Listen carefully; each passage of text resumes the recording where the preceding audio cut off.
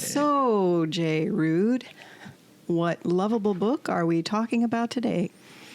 Well, Stacey Margaret Jones, I'll give you a hint. The Hispaniola. My goodness. I have no idea.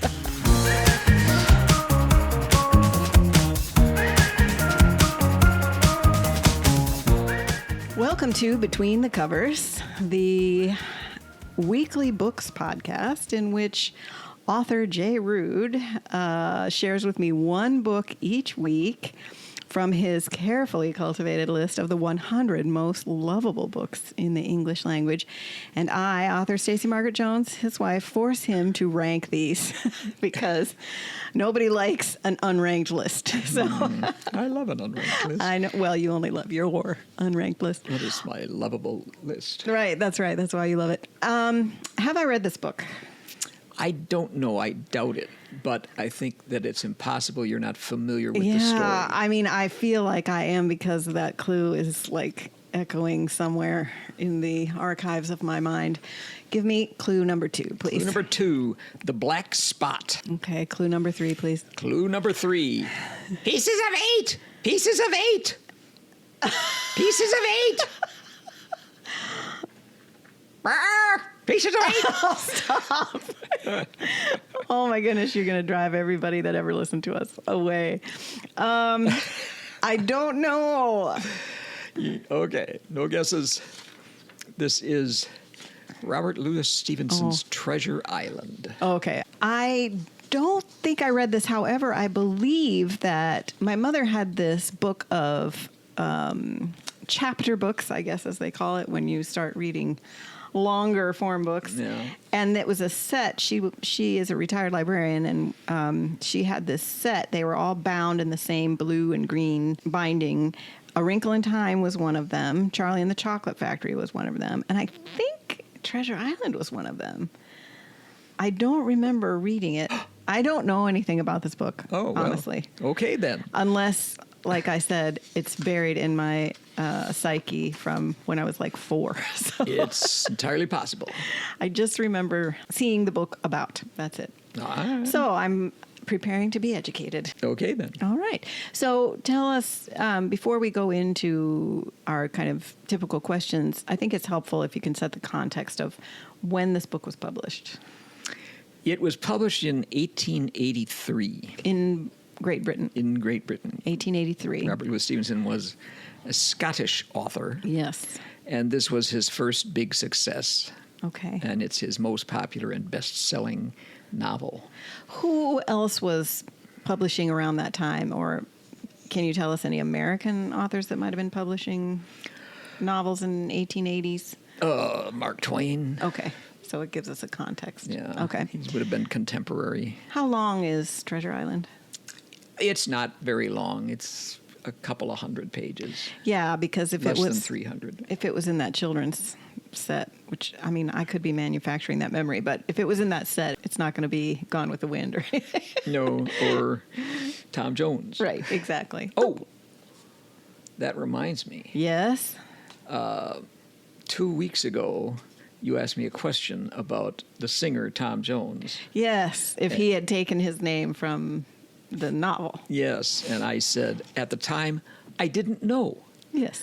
But I looked him up, and it turns out that when he was starting his career as a solo artist in 1964, when he had a big hit with It's Not Unusual, and then a little later with What's New Pussycat, which was the theme song of a Woody Allen movie.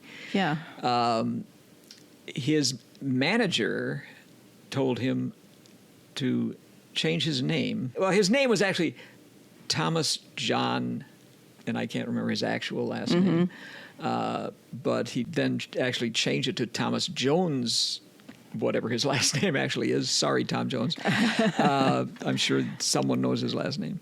And his manager wanted him to call himself Tom Jones for his career because the movie had just won the Academy Award for Best Picture of 1963. So I was kind of right. So yes, there was a connection. All right. Well, yay me. But that has nothing to do with Treasure Island. I just wanted to clear the air there about That's right. Well, we don't know everything, and sometimes we like to follow up if there's something. We like to close loops. That's right. All right. So who Even else? between the two of us, we don't know everything. Yeah, I know. It's amazing, isn't it? So give us the highlights of who else likes this book. Well, this book is very popular in its own time, as Stevenson himself was.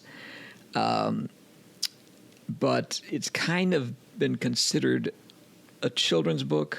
Well, it was in that set. Yeah. In fact, it was originally serialized in 1981, 1982 in a magazine called Young Folks. Mm-hmm. And its original title was The Sea Cook, A Story for Boys. So it's not surprising that it's been considered a children's book. And so not necessarily considered seriously on people's lists of the greatest books of all time. Sure. Except in the BBC's Big Read in 2003, Treasure Island appears as number 36 in a list chosen by the voters of the United Kingdom. The Greatest Books of All Time website, which I consult a lot to see what other rankings there have been, and it now combines more than 400 different great books lists. Right. But Treasure Island is, if you look just at books in English, it's the 65th book on this list of thousands and thousands of books. It is on the BBC list of the 100 greatest children's books of all time. It was number 50. It's included on the Amazon's list of 100 children's books to read in a lifetime. But it's also on the National Book Awards 100 life-changing books. Wow. I guess I should read it. Which was compiled by votes by National Book Award winners. Oh, wow. Okay. So a very elite club. Yeah. Oh, cool. And it was on the Daily Mail's list of 100 novels to change your life. And in the Worldwide Library Association, the Worldwide Library Organization, OCLC, they have Treasure Island ranked as number 5 in the world based on how many libraries have a copy of the book. Right. So here's the most fascinating one. Okay. I know you don't want to hear every one. No. But the Union of Russian Writers in 2013 made a list of the 100 greatest books of classical and modern foreign literature. And they put Treasure Island as number 25. My goodness. It sounds like it's kind of archetypally appealing, like there's something kind of elemental about the human experience that it reaches out to. That's true. Okay, well, we'll get into it. Well, every pirate movie or pirate story that has been made or written since 1883 has Treasure Island as its essentially archetype. Oh, interesting. So Pirates of the Caribbean. Absolutely. Based Peter on, Pan. Oh, yeah. Oh, that's fascinating. Absolutely. Well, all of we them. talk about that all the time on this podcast, is the conversation that creative people are in, right? With their themes and their topics and their settings and their characters. And so this goes to show you. It just does. Oh, my goodness. So I guess it's hard for us, too, then, in popular culture to imagine 1882 in which this wasn't a motif. Not really. I mean, Stevenson had some precedents. That, Walter Scott had written a novel called The Pirate. Oh, okay. So he's in conversation maybe with that? There's that. There's also Edgar Allan Poe. When we talked about him, and talked about some of his short stories, one of them Rod's mentioned Taxes. Yeah, there's that. Earlier on an episode, Jay couldn't read his own writing, and he said, "Whatever book this is, Rod's Taxes." But it was Poe's Tales. Anyway, so forever will be known in our household as Rod's Taxes. but Poe has a story called The Gold Bug, in which the protagonists find a treasure map. Okay. So All right. the treasure map that... So there is a motif. Yeah, there's a few motifs that appeared before that Stevenson puts together. And then he solidifies it, maybe, Yeah. in the way that we think of it now. Yeah. Like Captain Jack Sparrow, etc. Yeah. Okay. All right. So tell us, I guess we've kind of addressed this already, but tell us what the book is about. Remember, this isn't a summary of the book. No. It's broad strokes. This is a very broad stroke. And I'm probably going to get 12 harps of glory for Oh, this. okay. Well, I can't wait. Treasure Island is a sea yarn about pirates and a hunt for buried treasure on a tropical island with a heroic young lad as narrator and protagonist. Oh my gosh. Harps of Glory. 4 days. Well done, you. Perfect. That's perfect. That's perfect. Thank you. That doesn't tell you much about the book, actually. It tells you what it's about. It That's does. all we need to know. And We're going to talk more detail, but I like to have a kind of overview so that we can know what kind of world we're entering, right? Yes. Okay, so why is this book lovable? Why is it on your list? And I think if you're listening to our podcast for the first time, Jay has cultivated his list of lovable books because they are enjoyable to read, right? Yes. So it's not like some of these books are good for you, but they are enjoyable, like you're going to like reading them, or at least Jay does. So Yes. how did this book get on your list of lovable books? Well, there are other Stevenson books that are maybe more critically acclaimed, like Dr. Jekyll and Mr. Hyde. Oh, goodness, of course.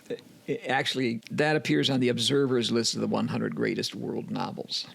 The Strange Case of Dr. Jekyll and Mr. Hyde. That's interesting because these are two such like formative aspects of our literary culture, you know, the Yeah. pirate and then this Jekyll and Hyde. And they both came from him. They both came from him. Oh, cool. And his novel Kidnapped, which is written for a more adult audience, is on the Guardian's list of the 100 greatest English language novels. But Treasure Island has been the most popular, and so it really is the best loved of Right. his books, I think. Right. And you can read it when you're a kid, or you can read it when you're my age, which is approximately the age of dirt, and still like it. Well, as your grandson told you last night, you are a cool old person. That's right. Well, how old were you when you read it? I know I got a copy of it when I was... In fact, I still have this copy somewhere. When I was maybe 10.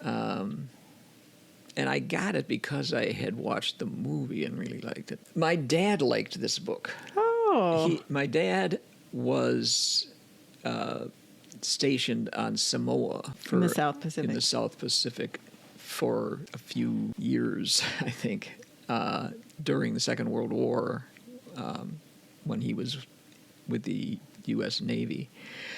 And he knew about Robert Louis Stevenson's life because Stevenson died in Samoa. He lived there the last several years of his life. Oh, wow. And so my dad knew where he was buried and all of that. And so he had a kind of soft spot for Robert Louis Stevenson. He liked the book. I know I remember watching the Disney movie on television. Disney made Treasure Island, the film, in 1950. Animated. No. Oh. It was Disney's first all... Live action? Yeah. His first all live-action film. It was made in 1950, and it was Treasure Island. And the guy who played Long John Silver, who makes the book. I mean, Right. Long John Silver is one of the great literary characters in all of English literature. He was played by an actor named Robert Newton, who you may not know by name, but you probably would recognize if you saw him. Oh, okay. He was a working actor. He was a working actor. He was in a number of kind of well-known films. He had been in the David Lean film of Oliver Twist in 1948, where he played Bill Sikes. Oh, wow. Okay. So he was kind of typecast as a villain usually. Right. Mustache twirler. Yeah. In 1952, he was in a film version of Les Miserables, in which he played Javert. Yeah. Okay. There you go. But he was so identified with the Long John Silver part that he was in a sequel, Return to Treasure Island or something, and so he played Long John Silver in that. And then there was a TV series. Oh, wow. For a couple of years called The Adventures of Long John Silver, and he starred in that. So he really became identified with the role. And anyway, that film really got me interested in the story. Because I feel like we're not talking about the book very much. We're kind of talking around it. Well, that's what got me okay interested in the book. And set me reading it. So tell us a little bit more about like what happens in the book. I mean, it's a pirate caper. It's a pirate caper. Well, let me read you the first sentence of the book. It shows you something about Stevenson's style and what you notice about him when you read his books. Here's the first sentence of Treasure Island. Squire Trelawney, Dr. Livesey, and the rest of these gentlemen, having asked me to write down the whole particulars about Treasure Island from the beginning to the end, keeping nothing back but the bearings of the island, and that only because there is still treasure not yet lifted, I take up my pen in the year of grace 17 blankety blank, and go back to the time when my father kept the Admiral Benbow Inn, and the brown old seaman with the saber cut first took up his lodging under our roof. And that sets the whole story up. Right, because you want to know who is this mysterious person and where is this island. He's telling the story of Treasure Island. He tells you who was kind of in command. Yeah.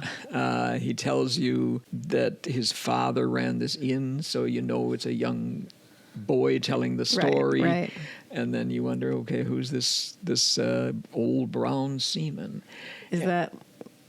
That is, he wants people to call him the captain, it turns out, but his actual name is Billy Bones. Oh, okay.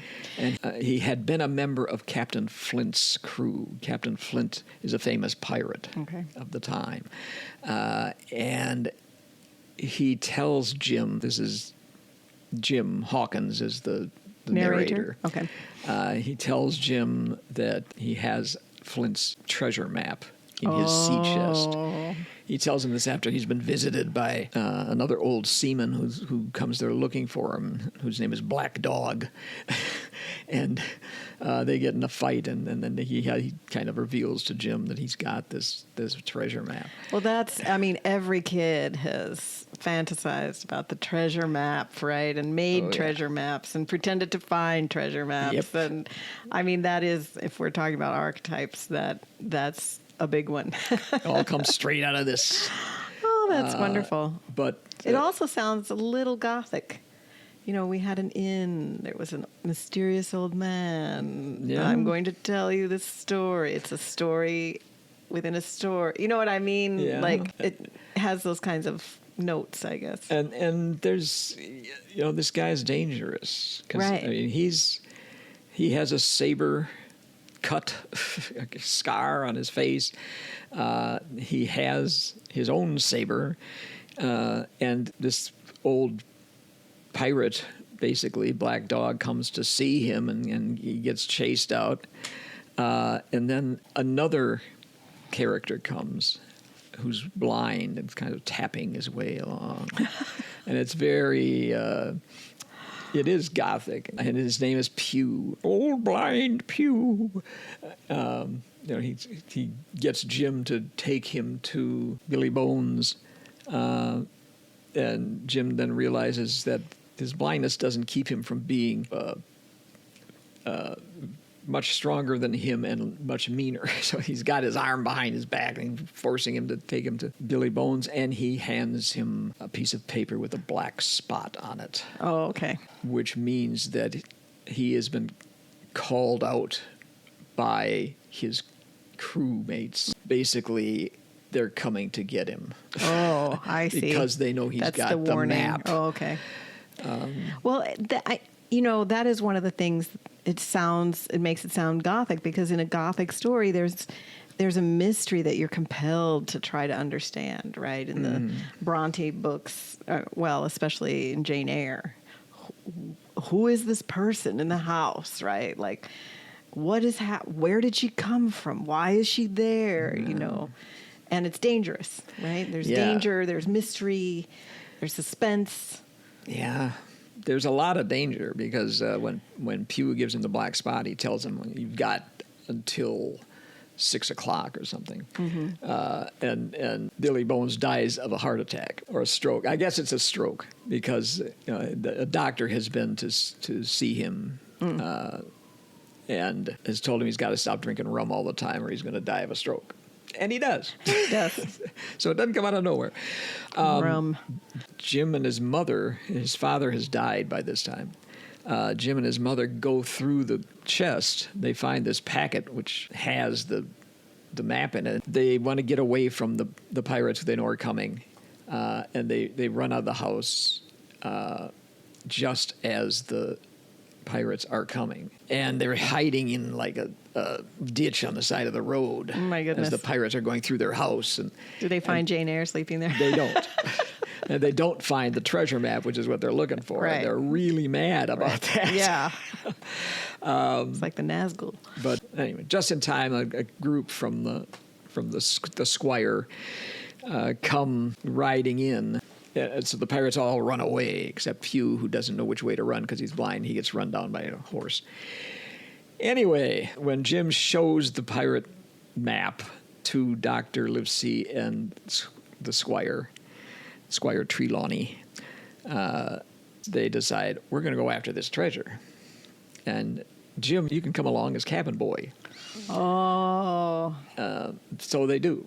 I mean, the Squire's rich, and he buys a ship. As one does. The Hispaniola. Oh, okay, sorry. And he hires a captain, and he tries to get a crew together. It turns out that one of the people that the Squire hires, rather than the captain, is this cook who runs a inn in town, who has one leg. Oh my goodness! It's all in there. It's all in, and see, Billy Bones had told Jim to keep his eyes open for a man with one leg, because that's the guy who's coming to kill him. Oh my goodness! Okay. Anyway, the man with one leg is named Long John Silver. He has a parrot who walks around on his shoulder, who keeps shouting, right. "Pieces of eight! Pieces of eight!" So is this where we get Talk Like a Pirate Day as well? Oh. Is the way they talk in the book? It's certainly, yeah. Interesting. Yeah. Well, and of course, the fast food restaurant. Oh, yeah. It's funny how a book like this, especially, I mean, you can see how it could be so influential if children have been reading it for generations and generations, right? Like, it's going to go into your psyche in a way that a book you read later in life might not influence you, right? So all of these inventions of Stevenson's in the book are just part of the symbols we mutually understand. Yeah. So that's interesting. So you've talked about the plot, and, you know, it's engaging. It's got this drama and suspense, especially that are interesting for kids. But why is it lovable to you as a man who's, as you say, older than dirt? Even if you are cool. Well, the thing that appeals always is the adventure. Right. It's an adventure story. Right. It's a coming-of-age story. Right. Jim goes on this trip through adversity and through a lot of pretty dangerous things that he has to do. He becomes a man. Mm-hmm. The first thing, I guess the first thing is hiding from the pirates in the beginning.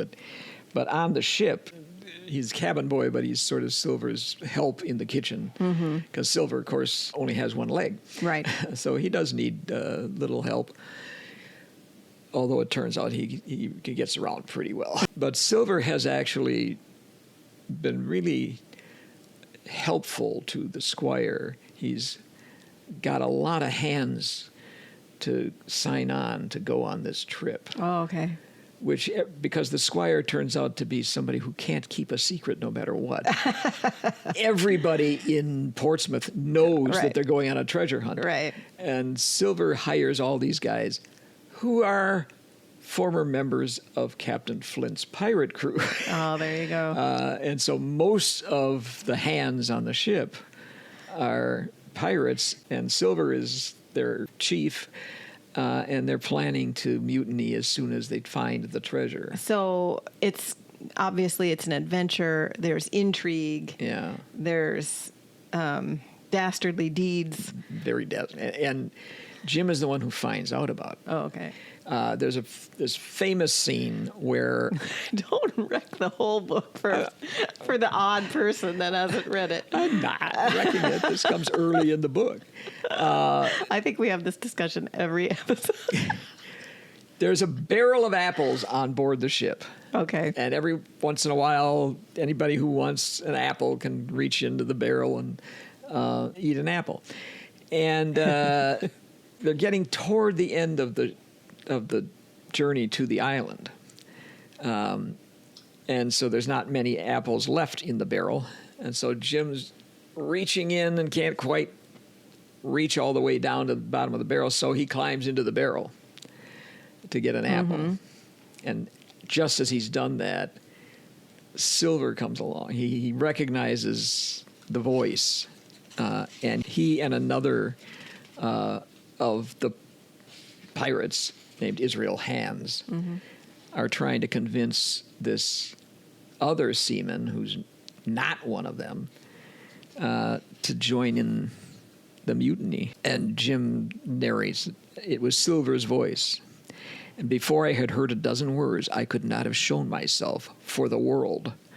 He's in the barrel. Right. I lay there trembling and listening in the extreme of fear and curiosity. For in those dozen words, I understood that the lives of all the honest men aboard depended on me alone. Oh, wow. So that is... Because he hears it, he has to tell the captain and the squire and the doctor what's going on. Well, and that is the quintessential kind of kids book, right? Yeah. Where a child is in a role that normally they would not be in, right? Children are ideally cared for, protected. The adults handle the big things, right? Yeah. The adults make the big decisions. The adults, navigate this kind of danger and intrigue, etc. Yeah. But that's really, I think that's another archetype of the kids book is only this kid can save his community. Yeah. And he has to be brave, and I think as a children's book, it's not didactic, right? You don't read this book for how to behave. But the reason it appeals to children is that I think a lot of times children feel like growing up means you're constantly being put in a position to do more than you've done before, to understand more than you understood yesterday, to rise to a challenge you didn't have to rise to last month, right? Yeah. And so even though this is extreme, children relate to it because they're doing it every day. And adults forget this feeling of childhood, right? So I think that's really interesting. Yeah, and it happens, it really happens 2 more times in the book Jim doesn't always do what he's told by the captain of the ship or by the doctor.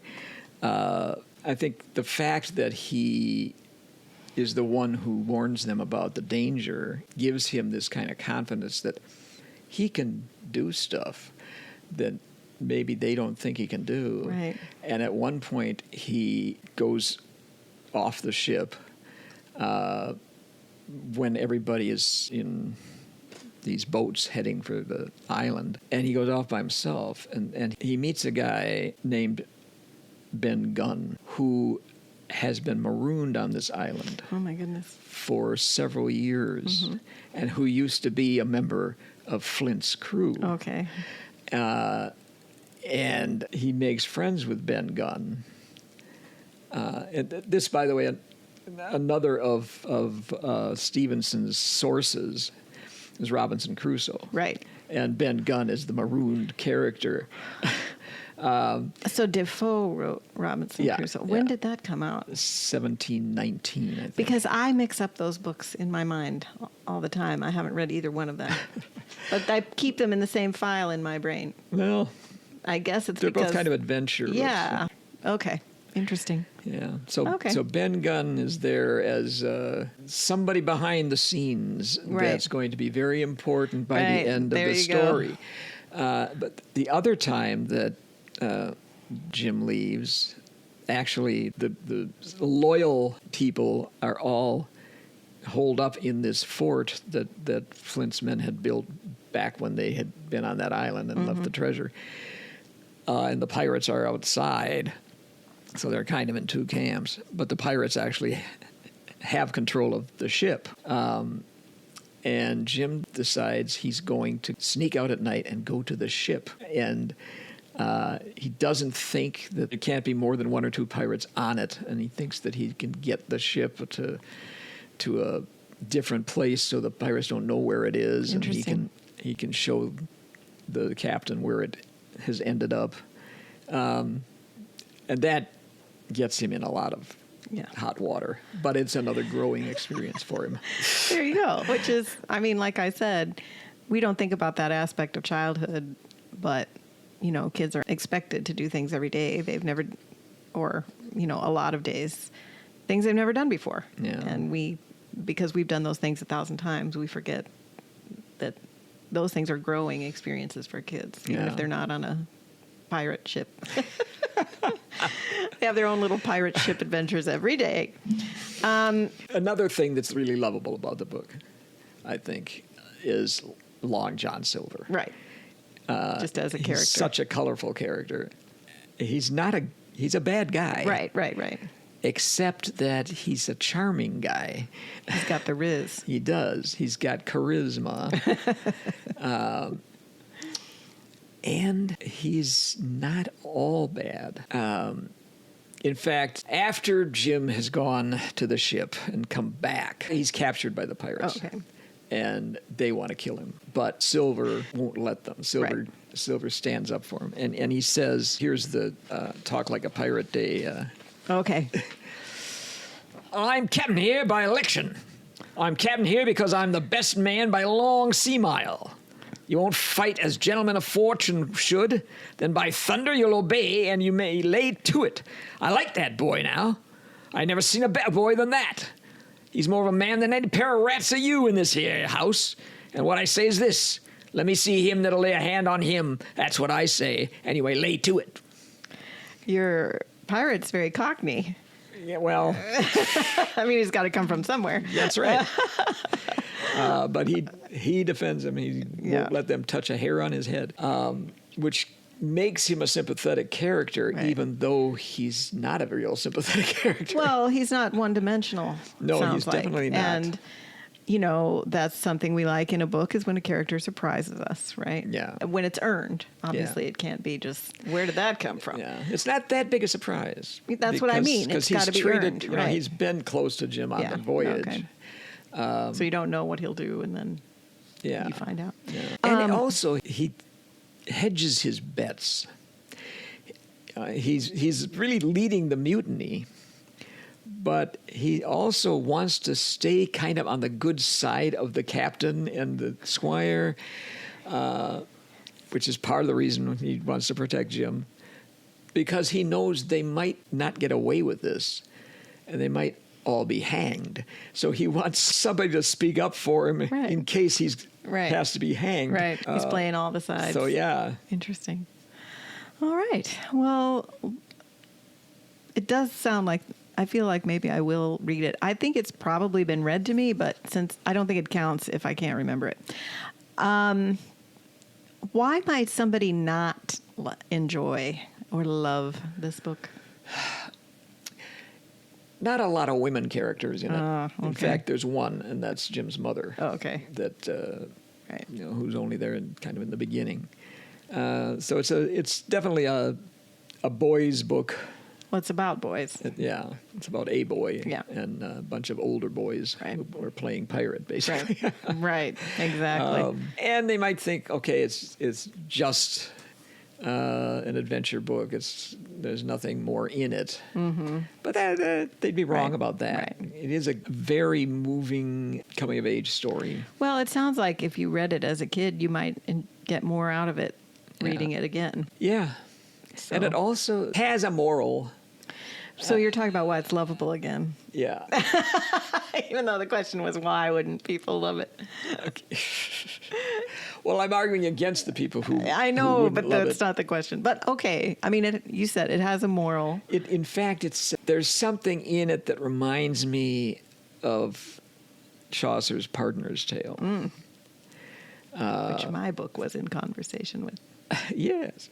The Pardoner's Tale has an old man in it who's tapping the ground with his staff, which is kind of like Pew at the beginning, but it's also kind of like Long John Silver. But the moral of that story, as it's told, it basically is an exemplum in a sermon that the pardoner preaches, is radix malorum est cupiditas.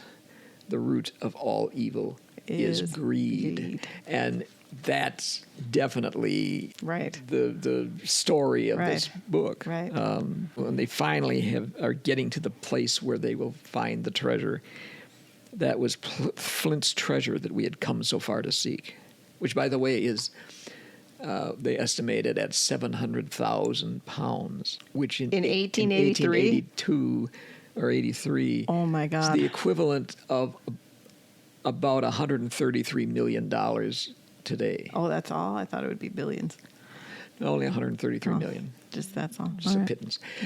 Anyway, and that had cost already the lives of 17 men from the Hispaniola. Mm-hmm. How many it had cost in the amassing? What blood and sorrow, what good ships scuttle on the deep, what brave men walking the plank blindfold, what shot of cannon and what shame and lies and cruelty, perhaps, no man alive could tell. So if you like greed, you might not like this book. Trying to keep us on track. That's right. This isn't for people who like greed. All right. Well, where does it go in the ranking then? What number are you going to put it on our current list? I'm going to put this at number 47. Oh my goodness! So quite far down of the existing list. So right after The Little Stranger. Oh, okay. Which is a Gothic story. Very Gothic sounding. And before The Taxes of Ruud. Before The Tales of Edgar Allan Poe. Taxes of Ruud. All right. Well, it's never lost its popularity. Right. There was a time when.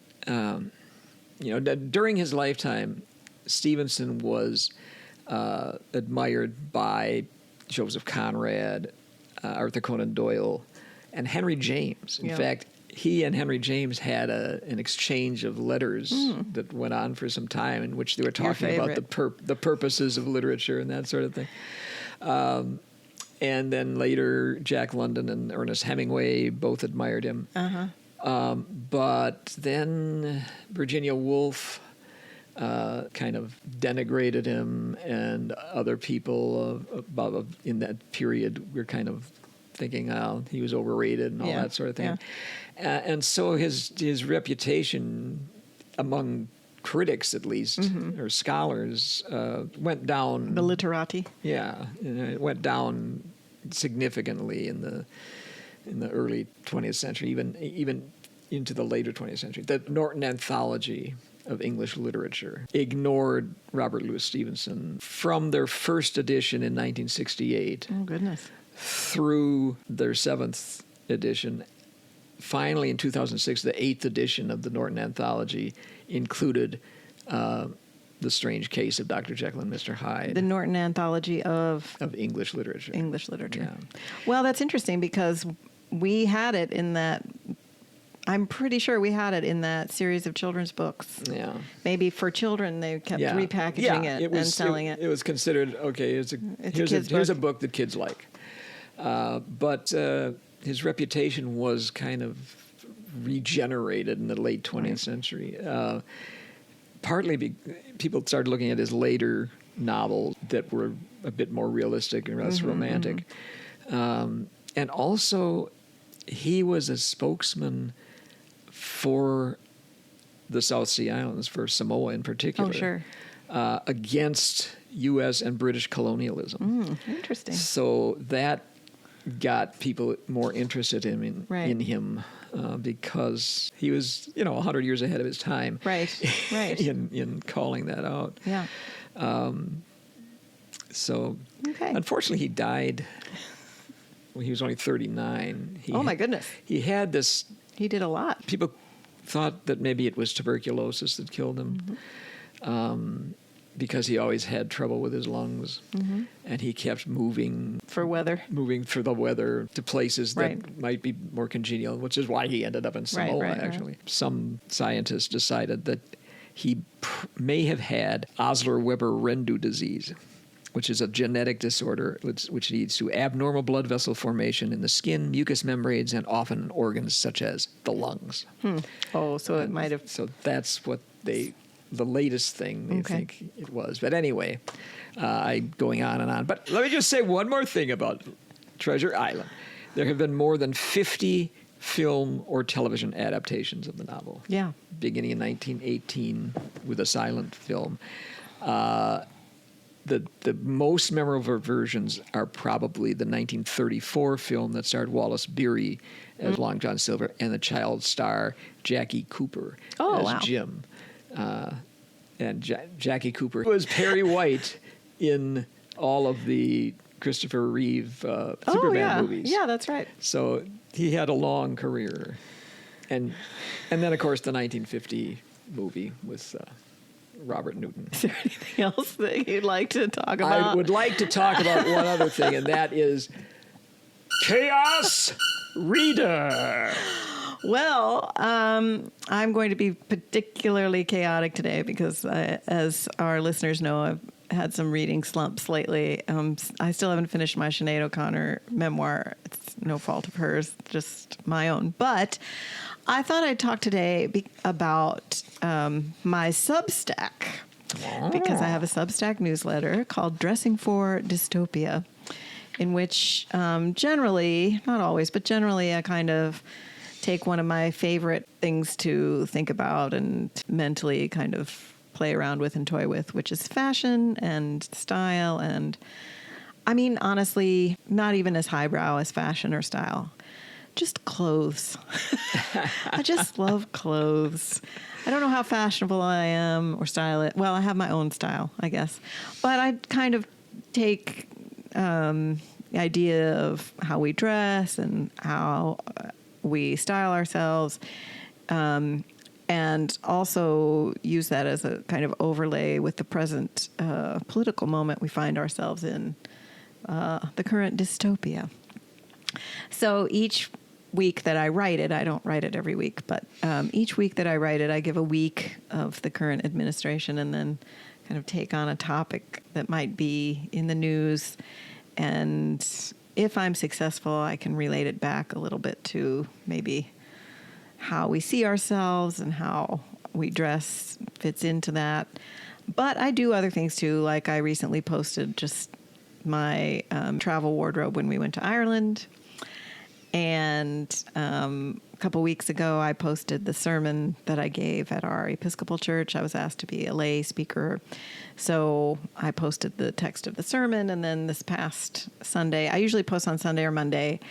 And this past Sunday, I posted it was a writing blog about how I wrote my sermon, because it is an unusual thing to write, very daunting, as we talked about.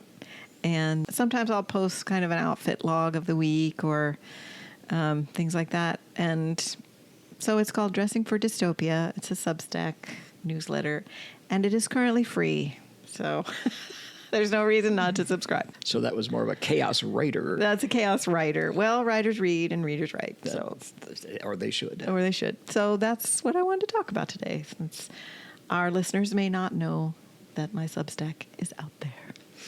All right. So we would like to thank our producing sensei, Jerry Bruno, who also does a cover art for us every week on YouTube.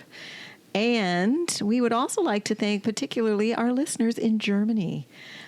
We've recently spiked in our German listenership, so that was really exciting. So we'd like to say Guten Tag to you and Dankeschön. Ja. Einigkeit und Recht und Freiheit für das deutsches Vaterland. Danach lasst uns alle schreiben, brüderlich mit Herz und Hand.